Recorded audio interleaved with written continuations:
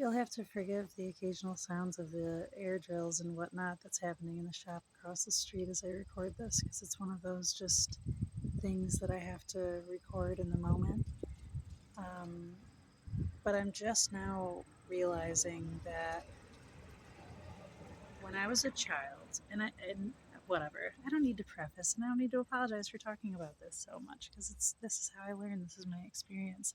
As I'm trying to move the camera away from the sunlight hitting my very unmade up face with all these wrinkles and all this acne and just who the fuck cares. So, anyways, with all of that being said, I was made. All right, let me start here. Feelings happen and they're big when you're little. And when big feelings happened to me, I was made to feel even more little for not handling them appropriately.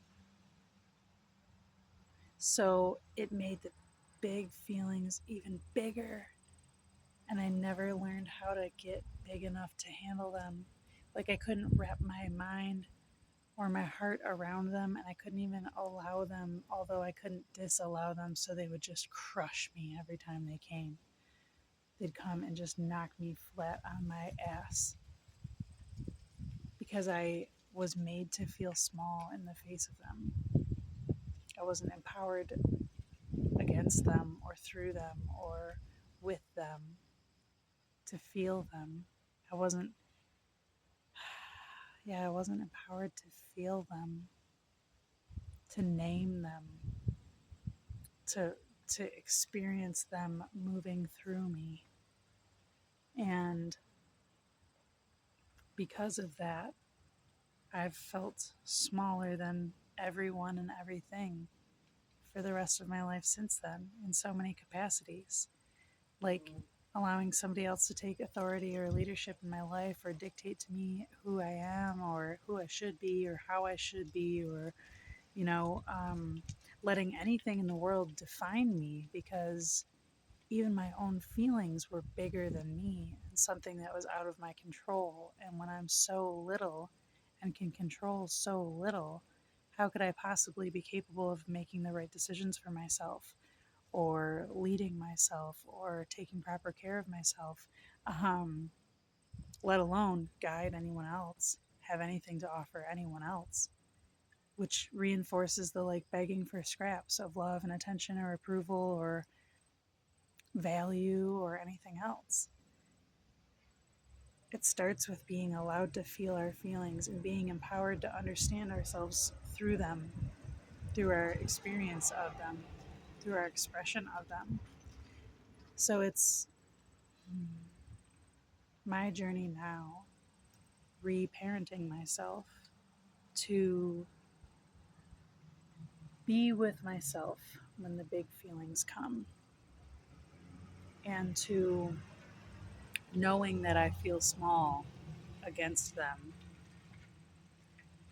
Um, Help word and bring proper awareness and clarity to what those feelings are actually, so that they're not this huge scary monster, and amp up my own confidence. Like, yes, these can be scary things to feel, um, but they can be felt.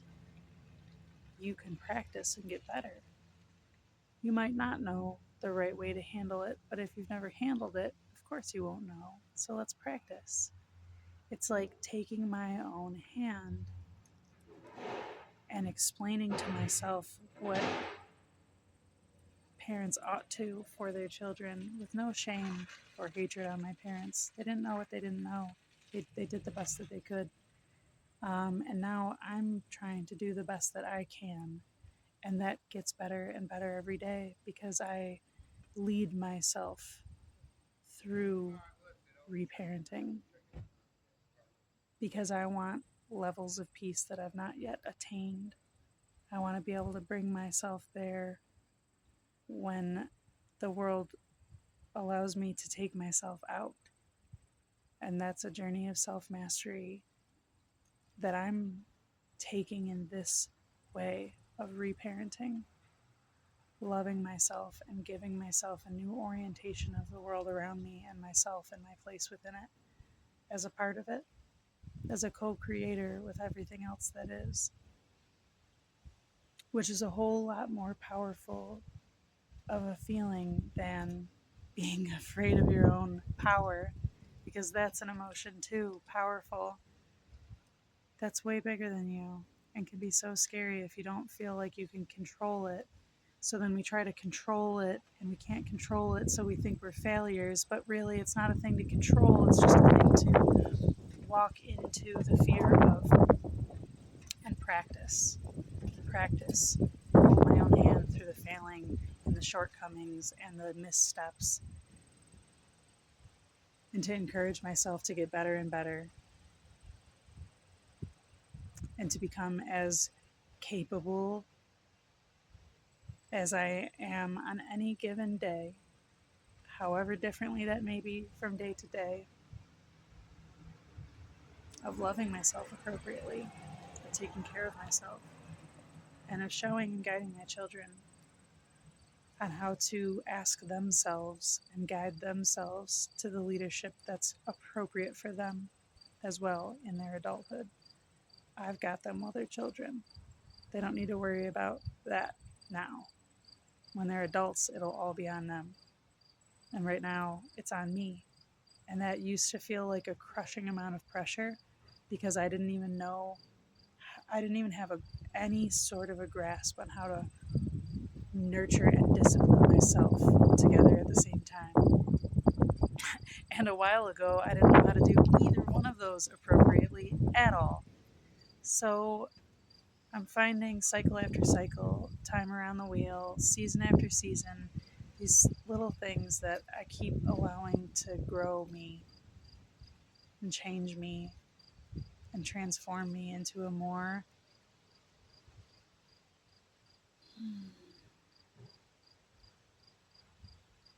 intentionally responsible, which means my freedom. I'm free. I'm becoming free. I'm becoming free the more I know how to help myself, guide myself, walk with myself, witness myself. And if I can do that for me, then my kids can learn from me too. And that's just the most beautiful thing that I could show up and do in this world. So I just wanted to share as I move through this stuff, because I want to be visible, because something wants me to be visible.